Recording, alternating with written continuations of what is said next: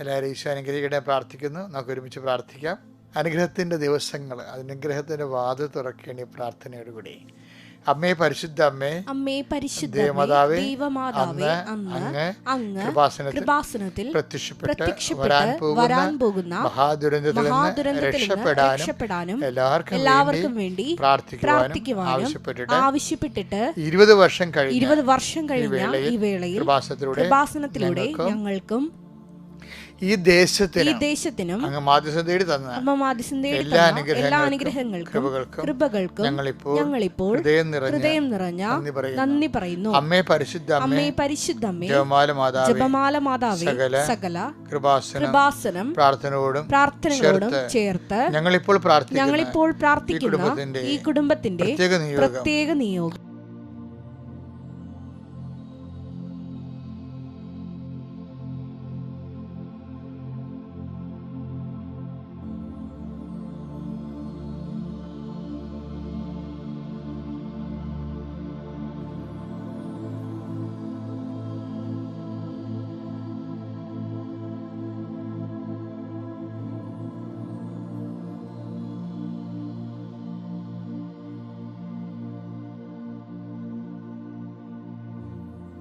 അമ്മയുടെ പ്രത്യക്ഷീകരണത്തിന്റെ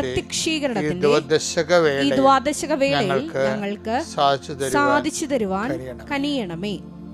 വിശ്വാസ പ്രമാണം.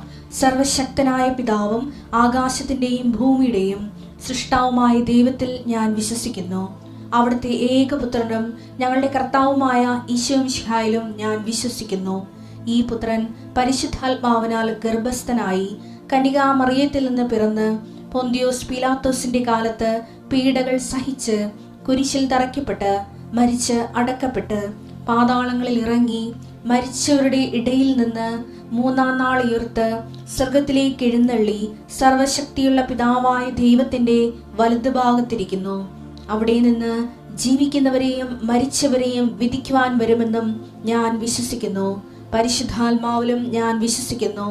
വിശുദ്ധ കത്തോലിക്കാ സഭയിലും പുണ്യവാന്മാരുടെ ഐക്യത്തിലും പാപങ്ങളുടെ മോചനത്തിലും ശരീരത്തിന്റെ ഉയർപ്പിലും നിത്യമായ ജീവിതത്തിലും ഞാൻ വിശ്വസിക്കുന്നു. ആമേൻ. സുഖസ്ഥനായ ഞങ്ങളുടെ പിതാവേ, അങ്ങയുടെ നാമം പൂജിതമാകണമേ. അങ്ങയുടെ രാജ്യം വരണമേ. അങ്ങയുടെ തിരുമനസ് സ്വർഗത്തിലെ പോലെ ഭൂമിയിലും ആകണമേ. അന്നു വേണ്ടുന്ന ആഹാരം ഇന്ന് ഞങ്ങൾക്ക് തരണമേ. ഞങ്ങളോട് തെറ്റ് ചെയ്യുന്നവരോട് ഞങ്ങൾ ക്ഷമിക്കുന്നത് പോലെ ഞങ്ങളുടെ തെറ്റുകൾ ഞങ്ങളോടും ക്ഷമിക്കണമേ. ഞങ്ങളെ പ്രലോഭനത്തിൽ ഉൾപ്പെടുത്തരുതേ, തിന്മയിൽ ഞങ്ങൾ രക്ഷിക്കണമേ. ആമേൻ. നന്മ നിറഞ്ഞ മറിയമേ, സ്വസ്തി. കർത്താവ് അങ്ങയുടെ കൂടെ സ്ത്രീകളിൽ അങ്ങ് അനുഗ്രഹിക്കപ്പെട്ടവളാകുന്നു. അങ്ങയുടെ ഉദരത്തിൻ ഫലമായി ഈശോ അനുഗ്രഹിക്കപ്പെട്ടവനാകുന്നു. പരിശുദ്ധ മറിയമേ, തമ്പുരാന്റെ അമ്മേ, പാപികളായ ഞങ്ങൾക്ക് വേണ്ടി ഇപ്പോഴും ഞങ്ങളുടെ മരണസമയത്തും തമ്പുരാനോട് അപേക്ഷിക്കണമേ. ആമേൻ. എൻ്റെ പ്രിയപ്പെട്ടവരെ, നമ്മൾ അനുഗ്രഹ പ്രാർത്ഥന ആരംഭിക്കുകയാണ്. കഴിഞ്ഞ ശനിയാഴ്ച ഒരു ബോർഡ് എക്സാം തുടങ്ങിയിട്ടുണ്ട്. പിന്നെ മത്സര പരീക്ഷകൾ, ഡിഗ്രി എക്സാംസ്, SLCയുടെ പരീക്ഷകൾ. ഈ പരീക്ഷകൾക്കെല്ലാം ഈ ദിവസങ്ങളെല്ലാം ഈ പരീക്ഷ തീരുന്നവരെ ഫെബ്രുവരി അവസാനം വരെ നമ്മളെല്ലാ ദിവസവും പ്രാർത്ഥിക്കും നമ്മുടെ കുഞ്ഞുങ്ങൾക്ക് വേണ്ടി. അവർ പഠിച്ചു കഴിഞ്ഞ് ചിലർക്ക് പേടിയുണ്ട്, ചിലർക്ക് ഭയമുണ്ട്, ഉത്കണ്ഠയുണ്ട്. പക്ഷേ മാതാവ് എല്ലാ മേഖലയിലും ഇടപെട്ട് അവർ സന്ധിക്കും. മാതാപിതാക്കന്മാർ എന്നോട് ചേർന്ന് പ്രാർത്ഥിക്കണം. കുഞ്ഞുങ്ങളാണെങ്കിൽ സ്കൂൾ കുട്ടികൾ, ബോർഡ് എക്സാം എഴുതുന്നവർ, SLC എഴുതുന്നവരൊക്കെ അച്ഛനോട് ചേർന്ന് പ്രാർത്ഥിക്കണം. ഇത് വലിയ അവസരമാണ്. നിങ്ങളുടെ വീട്ടിലെ അച്ഛൻ വന്ന് പ്രാർത്ഥിക്കണ പോലെയുള്ള ഒരു സാഹചര്യമാണ് ഇപ്പോൾ ഉള്ളത്. അത് നിങ്ങൾ പൂർണ്ണമായിട്ടും പ്രയോജനപ്പെടുത്തണം. പ്രാർത്ഥിക്കാം. കർത്താവ്, നിൻ്റെ ഉന്നതമായ നാമത്തിന് സ്തോത്രം ചെയ്യുന്നു. കർത്താവെ, നിൻ്റെ വിശുദ്ധ പൗരോഹിത്യത്തെ മഹത്വപ്പെടുത്തണമേ. കർത്താവ്, സഭയിലുള്ള സാന്നിധ്യം പ്രകടമാക്കണമേ. 39 വർഷം ഞാൻ അർപ്പിച്ച കുർബാനയുടെ യോഗ്യതയാൽ കൃപാസനത്താറെ ജീവനോടെ പ്രത്യക്ഷപ്പെട്ട മാതാവിൻ്റെ മധ്യസ്ഥത്തിൽ കർത്താവ്, ബോർഡ് എക്സാം എഴുതുന്ന കുഞ്ഞുങ്ങളെ, SLCക്ക് വേണ്ടി ഒരുങ്ങിക്കൊണ്ട് പരീക്ഷ എഴുതുന്ന കുഞ്ഞുങ്ങളെ, അതുപോലെ തന്നെ ഡിഗ്രി പരീക്ഷയുള്ള കുഞ്ഞുങ്ങളെ, മറ്റു മത്സര പരീക്ഷകൾ, അതുപോലെ യോഗ്യതാ പരീക്ഷകൾ എഴുതുന്നവരെ പ്രത്യേകം സംബന്ധിച്ച് പ്രാർത്ഥിക്കുന്നു. കൃപാസനത്തിലെ ഈ ദിവസങ്ങളിൽ നടക്കുന്ന മുഴുവനും ആരാധനകളും മധ്യസ്ഥ പ്രാർത്ഥനകളും കർത്താവ് ഓരോരോ പ്രയാസങ്ങളും പരീക്ഷകളിലും ഇരിക്കുന്ന മക്കൾക്ക് കർത്താവ് അവരുടെ സന്ധിപ്പിന് വേണ്ടി സമർപ്പിച്ച് പ്രാർത്ഥിക്കുന്നു. കർത്താവ് ആ പരീക്ഷ മക്കൾ അച്ഛൻ്റെ ഈ പ്രാർത്ഥനയിൽ എഴുന്നേറ്റിട്ടുണ്ടെങ്കിൽ അവർ ഓടി വന്ന് മാതാവ് അമ്മമാരവരെ വിളിക്കുക. പരീക്ഷ കുഞ്ഞുങ്ങളിലേക്ക് അടുത്ത് വിളിക്കണം. ഈ സമയത്ത് അവരെ എഴുന്നേൽപ്പിക്കണം. ഇനി എല്ലാ ദിവസവും അച്ഛൻ ഇത് പറഞ്ഞുകൊണ്ടിരിക്കും. ഇപ്പോൾ പരീക്ഷയുള്ള കുഞ്ഞുങ്ങളെ നിങ്ങൾ വിളിച്ച് എഴുന്നേൽപ്പിച്ചിട്ട് അച്ഛൻ്റെ ഈ പ്രാർത്ഥനയെ കൊണ്ടുവരണം. എന്നിട്ട് മുട്ടി നിൽക്കാൻ പറയണം. എന്നിട്ട് അമ്മമാർ ആരാണ് അവിടെ ഉള്ളത് അവിടെ അച്ഛൻ പ്രാർത്ഥിക്കുന്ന സമയത്ത് മൊബൈലിൽ പിടിച്ച് അവിടെ ശിരസിൽ കവിച്ചുകൊണ്ട് ഈ പ്രാർത്ഥന അവരെ കേൾപ്പിക്കണം. കർത്താവ് ഭാരമുള്ള കുഞ്ഞുങ്ങളെ സംബന്ധിച്ച് പ്രാർത്ഥിക്കുന്നു. മനസ്സിന് ഭാരമുള്ളവരെ, വിഷയങ്ങൾക്ക് ഭാരമുള്ളവരെ സമർപ്പിച്ച് പ്രാർത്ഥിക്കും. കർത്താവേ, കുഞ്ഞുങ്ങളുടെ ശിരസിൽ കൈവെക്കണമെന്ന് പ്രാർത്ഥിക്കുന്നു. Lord, infuse wisdom. Whatever you may study, able to remember, reproduce exam and qualify with thy grade. In the name of Jesus Christ I pray. എൻ്റെ കർത്താവിൻ്റെ നാമത്തിൽ ഞാൻ പ്രാർത്ഥിക്കുന്നു. കുഞ്ഞുങ്ങളുടെ കർത്താവിൻ്റെ വലിയ ശക്തി, കർത്താവിൻ്റെ വലിയ കൃപ, കർത്താവിൻ്റെ വലിയ ആണിപ്പെടുത്താറുന്ന അത്ഭുത കരങ്ങൾ മക്കളുടെ ശിരസിൽ വെക്കണമേ. പരീക്ഷയുടെ പേനകളെല്ലാം ആശീർവദിക്കപ്പെടട്ടെ. പരീക്ഷയുടെ ഹോൾ ടിക്കറ്റുകളെല്ലാം ആശീർവദിക്കപ്പെടട്ടെ. എന്ത് വിഷയമാണ് മക്കൾക്ക് പാട്, ആ വിഷയത്തിന് അത് ഈസിയാകാൻ കർത്താവിൻ്റെ കാരുണ്യം നിങ്ങൾക്ക് ആവശ്യിക്കട്ടെ. Lord Jesus Christ for out you speak. കർത്താവേ, പല വീടുകളും സാമ്പത്തിക തകർച്ചയിലുണ്ട്. വസ്തു വിൽക്കാൻ ആഗ്രഹിക്കുന്നവരുണ്ട്, വിൽക്കാൻ പറ്റണില്ല. ഇപ്പോൾ തന്നെ ഫെബ്രുവരി ആയപ്പോൾ തന്നെ കിണറുകളിലെ വെള്ളം വറ്റിപ്പോയവരുണ്ട്. ഈശോ, അങ്ങനെ പലതുകൊണ്ടും വിഷമിച്ച് പല സ്ഥലങ്ങളിലേക്കും വെള്ളത്തിന് വേണ്ടി പോകുന്നവരുണ്ട്. വെള്ളത്തിൻ്റെ പേരിൽ കുടുംബ കലഹങ്ങളിൽ പറമ്പുകാർ തമ്മിലുള്ള പ്രയാസങ്ങൾ ജീവിക്കുന്നവരുണ്ട്. ഇങ്ങനെ വരൾച്ചയുടെ പ്രശ്നങ്ങൾ, വരൾച്ചയുടെ വിയർപ്പുകൾ പലതരത്തിൽ അനുഭവിക്കുന്നുണ്ട്. ജോലി ഇല്ലാത്തവരുണ്ട്. കർത്താവ്, സാമ്പത്തിക മാധ്യമത്തിൽ വിവാഹത്തിലേക്ക് ഒരുങ്ങുന്നവരുണ്ട്, വിവാഹം കഴിഞ്ഞവരുണ്ട്. കർത്താവ്, അങ്ങനെ എല്ലാ മേഖലകളിലുമുള്ള മക്കളെ സംബന്ധിച്ച് പ്രാർത്ഥിക്കണം. ഈശോയെ, അവരെല്ലാം നീ സന്ധിക്കുകയും വിശുദ്ധിയിലേക്കും വിശ്വാസത്തിലേക്കും ദൈവകൃപയിലേക്കും അവരെ കൊണ്ടുകൊണ്ട് പ്രാർത്ഥിക്കുന്നു. കർത്താവ്, ജോലി ഇല്ലാത്തവർ, ഭവനരഹിതരെ, അധ്വാനിക്കാനുള്ള മാർഗമില്ലാത്തവർ, ജോലി നഷ്ടപ്പെട്ടവർ, കർത്താവ് വിസ റദ്ദ് ചെയ്തവർ, വിസ പുതുക്കാൻ പറ്റാത്തവർ, ഈശോയെ പല പരീക്ഷകൾ IELTS, OET അതുപോലുള്ള പരീക്ഷകളൊക്കെ എഴുതുന്നവരുണ്ട്. ഈശോയെ, എഴുതി കഴിഞ്ഞവരുണ്ട്. കർത്താവ്, പലതും എഴുതിയിട്ട് തോറ്റുപോയവരുണ്ട്. ഈശോയെ, ഓരോരോ രാജ്യങ്ങളിലുള്ള പ്രത്യേക പരീക്ഷകൾ എഴുതി കരകയറാൻ പറ്റാത്ത രീതിയിൽ അവർ വിഷമിക്കുന്നവരുണ്ട്. ഈശോ, എൻ്റെ കർത്താവിൻ്റെ ഉന്നതമായ നാമത്തെ സഭയുടെ അധികാരത്തിൽ കുരിശിൻ്റെ അടയാളത്തിൽ നിങ്ങളുടെ പരീക്ഷാ ഭയങ്ങൾ യേശുനാഥ് ബന്ധിച്ചുകൊണ്ട് നിങ്ങളുടെ യോഗ്യതയേക്കാളുപരി ദൈവത്തിൻ്റെ കൃപ കൊണ്ട് വിജയം സുനിശ്ചിതമാകാൻ കർത്താവ് നിങ്ങൾ അനുഗ്രഹിക്കട്ടെ. Okay, praise the Lord. എൻ്റെ മക്കൾ, നമ്മൾ ഇന്ന് ഈ വിജയം നൽകുന്ന നൽകുന്നത് കർത്താവാണെന്ന് ഉള്ളൊരു വേർഷന് ബൈബിള് മുന്നോട്ട് വെക്കുന്നത്. എന്നുവെച്ച് കഴിഞ്ഞാൽ ഒരു വെളിപ്പാടാണത്. കാര്യം ഇസ്രയേലിന് ലഭിക്കും, അത് അനുഭവത്തിലൂടെ പഠിക്കുന്നവരാണ്. കാര്യം അവരുടെ എപ്പോഴും ചെറിയ സൈന്യമായിരിക്കും. അവരെ ആക്രമിക്കുന്നൊരു വലിയ സൈന്യമാണ്. നെദ്ദിനെഹിൻ്റെ ഒക്കെ പ്രസംഗം കേട്ടിട്ടില്ലേ? അതൊക്കെ എന്താ പറയണമെന്ന് വെച്ച് കഴിഞ്ഞാൽ, ഞങ്ങളെ ഈജിപ്തുകാർ കൊന്നുകൊണ്ടിരുന്നു. അതിനെ ഞങ്ങൾ അതിജീവിച്ചു. ഗ്രീക്കുകാർ ഞങ്ങളെ വളഞ്ഞു, അതിനെ ഞങ്ങൾ അതിജീവിച്ചു.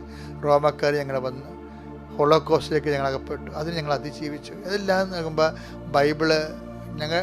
ബൈബിള് വിജയം നൽകുന്ന കർത്താവിനെ പ്രഘോഷിക്കണം. എല്ലാത്തിനും അതിജീവിച്ച് അവരുടെ കൂടെ ചരിത്രത്തിലൂടെ സഞ്ചരിക്കുന്ന ദൈവത്തെ എന്നെ പ്രഘോഷിക്കുന്ന വചനം. അപ്പം അതിൽ നിന്നാണ് ജ്ഞാനത്തിൻ്റെ പുസ്തകത്തിലുണ്ട്. സുഭാഷിതങ്ങൾ 21:31. സുഭാഷിതം 21:31. യുദ്ധത്തിനു വേണ്ടി കുതിരയെ സജ്ജമാക്കുന്നു, എന്നാൽ വിജയം നൽകുന്നത് കർത്താവാണ്. അപ്പോൾ നമുക്ക് പഠിക്കാം, പക്ഷെ അതേസമയം തന്നെ വിജയം പഠിച്ചാലും നമ്മളെ സംബന്ധിച്ചിടത്തോളം ഈ ദിവസങ്ങൾ അശ്വതി എന്നും പറഞ്ഞൊരു മോള് ഫയർഫോഴ്സിൻ്റെ പരീക്ഷയ്ക്ക് ടെസ്റ്റ് എഴുതാനുണ്ട്. ഭയങ്കര സാക്ഷ്യമാണത്. കേൾക്കണം നിങ്ങൾ കേട്ടോ.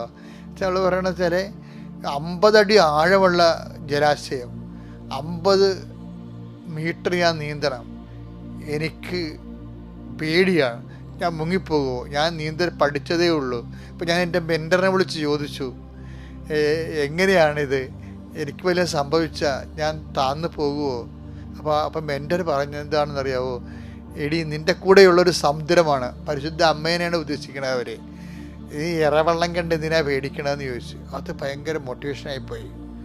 അപ്പം അതാ വിജയം നൽകണത്. അവളെ വിജയിച്ചു, 1ാം റാങ്കിൽ വിജയിച്ചു ഫയർഫോഴ്സിൻ്റെ പരീക്ഷയ്ക്ക്. അപ്പം ആ വിജയം നൽകണത് കർത്താവാണ്. അപ്പം ആ ഒരു പരീക്ഷക്കാർക്ക് ആ ഒരു ബോധം എപ്പോഴും ഉണ്ടാകണം.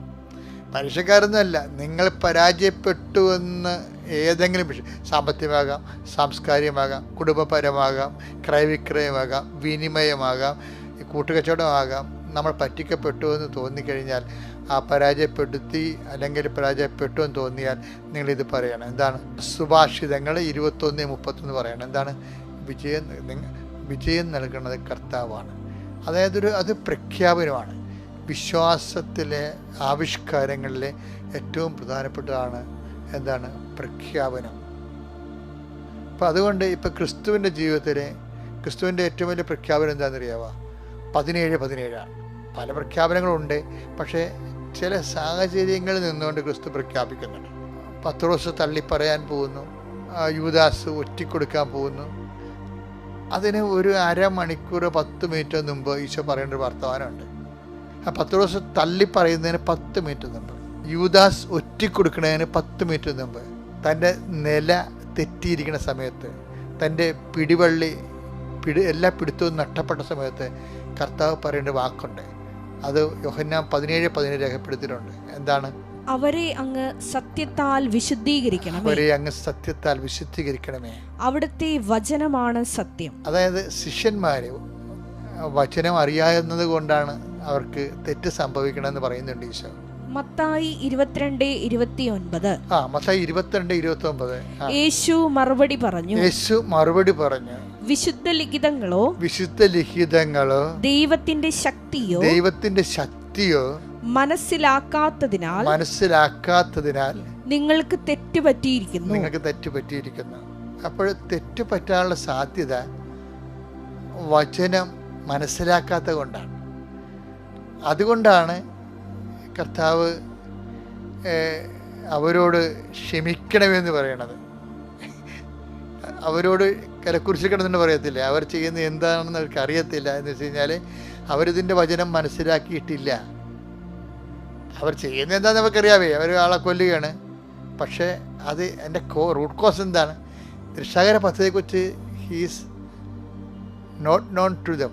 അതാണ് വിഷയം. അവർക്കറിയത്തില്ല. ലൂക്കാ 23:34. യേശു പറഞ്ഞു, പിതാവേ അവരോട് ക്ഷമിക്കണമേ. അവർ ചെയ്യുന്നത് എന്തെന്ന് അവർ അറിയുന്നില്ല. ഇതിനോടാണ് നമ്മൾ മത്തായി 22:29 കൂട്ടിവെക്കേണ്ടത്. എന്താ കാര്യം? അങ്ങയുടെ വചനം അറിയാത്തത് കൊണ്ട്, വചനത്തിലൂടെ ഉൾത്തിരിഞ്ഞു വരുന്ന രക്ഷാകര പദ്ധതിയെക്കുറിച്ച് നോൺ ടു ഡം, അവർക്ക് അതിനെക്കുറിച്ച് അറിവില്ലാത്ത കൊണ്ടാണ് അവർക്ക് തെറ്റ് സംഭവിക്കേണ്ടത്. ആർക്കാണ്? പിലാത്തോസിനും കയ്യഫാസിനും അന്നാസിനും. അതേ വർഗത്തിൽ തന്നെയാണ് പത്രോസ്, കർത്താവിനെ തള്ളിപ്പറയാൻ പോകുന്ന പത്രോസ്, കർത്താവിനെ ഒറ്റിക്കൊടുക്കാൻ പോകുന്ന യൂദാസ്. അവരും അവരുടെ കൂടെയുള്ള യോഹന്നാൻ മുതൽ പേരുകളും എന്താണ്? അവരെക്കുറിച്ച് ഈശോ പറയുന്നത് എന്താണ്? അവർ സത്യത്താൽ വിശുദ്ധീകരിക്കാൻ. എന്തെന്ന് പറയണത്? യോഹന്നാൻ 17:17 എന്ന് പറയണത് അങ്ങയുടെ വചനമാണല്ലോ സത്യമെന്ന്. ആ വചനത്തിലും വാഗ്ദാനങ്ങളിലും എല്ലാം വിശ്വസിച്ചുകൊണ്ട് ഈശോ തൻ്റെ നിലപാട് വ്യക്തമാക്കും. തൻ്റെ നില വിട്ടുപോയ അവസ്ഥകളിൽ, കൈ വിട്ടുപോകുന്ന അവസ്ഥകളിൽ കർത്താവ് വചനം അനുസരിച്ച് വചനത്തിന് സാക്ഷ്യം കൊടുക്കും. വചന ചില സമയത്ത് നമ്മുടെ പവറേ, നമ്മുടെ വാക്കുകൾക്കൊക്കെ ഭയങ്കര പവറാണ്. അതായത് ഒരു വിശ്വാസം, ദൈവത്തിന് അതിൻ്റെ അകത്ത് കക്ഷി ചേർത്തിട്ടുള്ള, ദൈവത്തിന് അറ്റാച്ച് ചെയ്തിട്ടുള്ള ദൈവികമായ വചനത്തെ ശക്തിയെയും പുരയിടങ്ങൾ അറ്റാച്ച് ചെയ്യത്തില്ലേ, അതുപോലെ നമ്മൾ ദൈവത്തിൻ്റെ ശക്തിയെ അറ്റാച്ച് ചെയ്തുകൊണ്ട് വിശ്വാസം പ്രഖ്യാപിക്കുമ്പോൾ ദൈവത്തിൻ്റെ ശക്തിയെ നമ്മുടെ വിഷയങ്ങളിലേക്ക് അറ്റാച്ച് ചെയ്യാൻ പറ്റും. അത് നമ്മൾക്കൂടെ പറഞ്ഞു തരുന്നത് സിറോഫിനിഷ്യ സ്ത്രീ എന്നോ അല്ലെങ്കിൽ മത്തായി കാനംകാരിയോ എന്ന് പറയുന്ന ഒരു സ്ത്രീയില്ലേ, അവളെന്താ പറയണ? യജമാനനെ അത് ശരിയാണ്, ഞാൻ പട്ടിയാണ്. എന്താണ് അത്? എന്നിട്ടെന്താണ് പറയണത്? പക്ഷേ നായ്ക്കൾ പോലും യജമാനൻ്റെ മേശമേൽ നിന്ന് വീഴുന്ന ഭക്ഷണങ്ങൾ കഴിക്കാറുണ്ടല്ലോ എന്ന് പറയുമ്പോൾ, ഉമ്മൺ ഈശോ പറയും, സ്ത്രീയെ, നിൻ്റെ ഈ വാക്ക് കൊണ്ട് തന്നെ നീ രക്ഷപ്പെട്ടിരിക്കണം. ആ വാക്കിന്, അവളുടെ വാക്കിന് രക്ഷയുടെ ശക്തി കിട്ടും. അത് ദൈവത്തിൻ്റെ ശക്തിയെ നമ്മൾ അറ്റാച്ച് ചെയ്ത് കഴിഞ്ഞാൽ, വിശ്വാസ പ്രഖ്യാപനത്തിലൂടെ നമ്മുടെ വിഷയത്തിലേക്ക്, നമ്മുടെ അവസ്ഥകളിലേക്ക് ദൈവത്തിൻ്റെ ശക്തിയെ നമ്മൾ ഹോൾഡ് ചെയ്യുകയോ പ്രൊക്ലെയിം ചെയ്ത് കഴിഞ്ഞാൽ, നമ്മുടെ വാക്ക് തന്നെ ദൈവത്തിൻ്റെ ശക്തി നമ്മളിലേക്ക് അനുഭവിക്കുന്നതിന് കാരണമായി മാറും. അപ്പം വിജയം ഒരിക്കലും തോറ്റു കൊടുക്കരുത് ജീവിതത്തോട്. ദൈവത്തെ ദൈവത്തിനെ കരം ഗ്രഹിച്ചുകൊണ്ട് വിജയത്തിലോട്ട് വിശ്വാസം പ്രഖ്യാപിച്ചുകൊണ്ട് വചനാധിഷ്ഠമായി ജീവിച്ചുകൊണ്ട് സുവിശേഷത്തിന് സാക്ഷ്യം വഹിച്ചുകൊണ്ട് മുന്നേറാൻ വേണ്ടി ദൈവം നൽകിയ അവസരങ്ങളാണ് തോൽവിയെന്ന് മനസ്സിലാക്കിയിട്ട് നമ്മൾ വന്നിരിക്കുന്നത് വിജയിക്കാൻ വേണ്ടിയാണ്. കർത്താവ് എന്താ പറഞ്ഞിരിക്കുന്നത്? നിങ്ങൾ ധൈര്യമായിരിക്കുമേ, ഞാൻ ലോകത്തെ ജയിച്ചിരിക്കുന്നു. യോഹന്നാൻ 16:33 വായിച്ചേ. നിങ്ങൾ എന്നിൽ സമാധാനം കണ്ടെത്തേണ്ടതിനാണ്. അതായത് ഒരു വിഷമസന്ധികളിൽ കർത്താവിലാണ് നമ്മൾ സമാധാനം കണ്ടെത്തേണ്ടതിനാണ് ഇത് പറയുന്നത്. എന്താണ്? ലോകത്തിൽ നിങ്ങൾക്ക് ഞെരുക്കമുണ്ടാകും, നിങ്ങൾക്ക് ഞെരുക്കങ്ങളുണ്ടാകും, എങ്കിലും ധൈര്യമായിരിക്കണം, ഞാൻ ലോകത്തെ കീഴടക്കിയിരിക്കുന്നു, ലോകത്തെ ജയിച്ചിരിക്കുന്നു. അപ്പൊ ലോകത്തെ ജയിച്ചിരിക്കുന്നതിന്റെ വാക്കിൽ വിശ്വസിച്ചുകൊണ്ട് സുവിശേഷത്തിന് സാക്ഷിയായിക്കൊണ്ട് ജീവിതത്തിൽ വിജയിക്കാൻ കർത്താവ് നിങ്ങളെ സഹായിക്കട്ടെ. Praise the Lord.